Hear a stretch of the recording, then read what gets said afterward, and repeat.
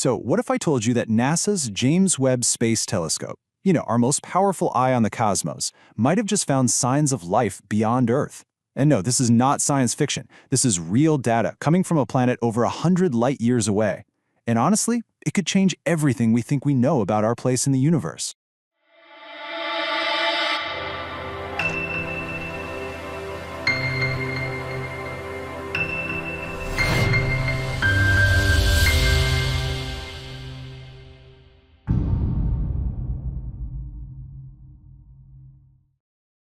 For as long as we've been human, we've stared up at the night sky, at that huge, glittering darkness, and we've just wondered.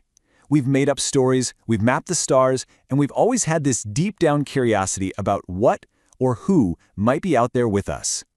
It's the ultimate question, right? It's the one that's echoed through pretty much every civilization across all of time. Are we alone? And today, believe it or not, we are closer than ever to finding an answer. And it's all thanks to one of the most incredible machines humanity has ever built. Say hello to the James Webb Space Telescope, or JWST for short. And this thing is so much more than just a telescope, it's basically a time machine.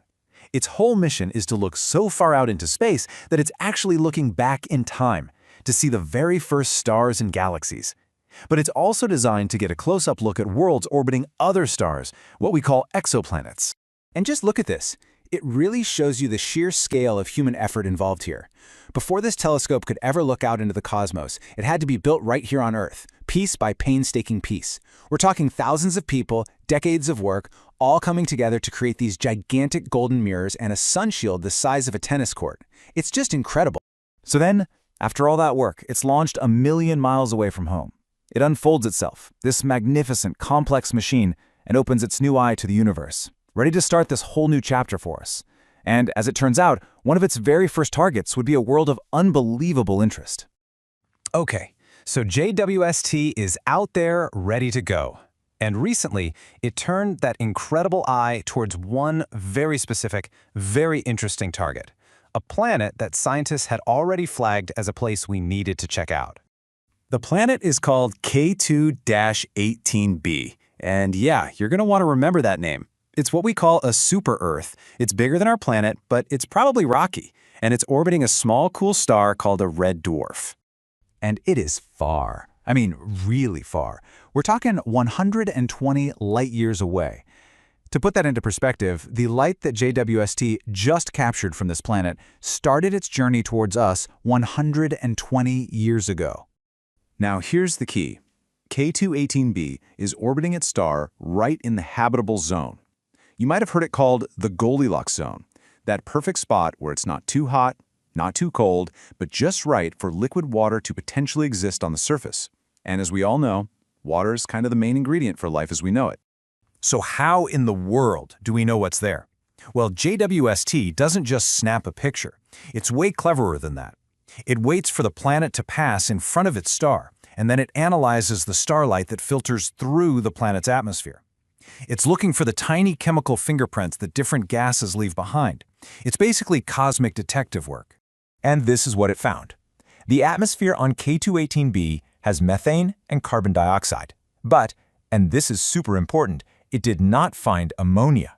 Now, that specific chemical cocktail is really intriguing, because here on Earth, that kind of chemical balance is often a sign of life doing its thing. All this evidence points towards a really wild hypothesis, that K2-18b could be something called a Hycean world. That's a planet with a hot, deep, liquid water ocean hiding under a thick, hydrogen-rich atmosphere. I mean, just imagine, a potential cradle for life. But hold on, because that's not even the headline here. While sifting through all this data, scientists noticed something else. A much weaker, much more tentative signal. A tiny whisper from across the stars that, if it's real, is an absolute bombshell.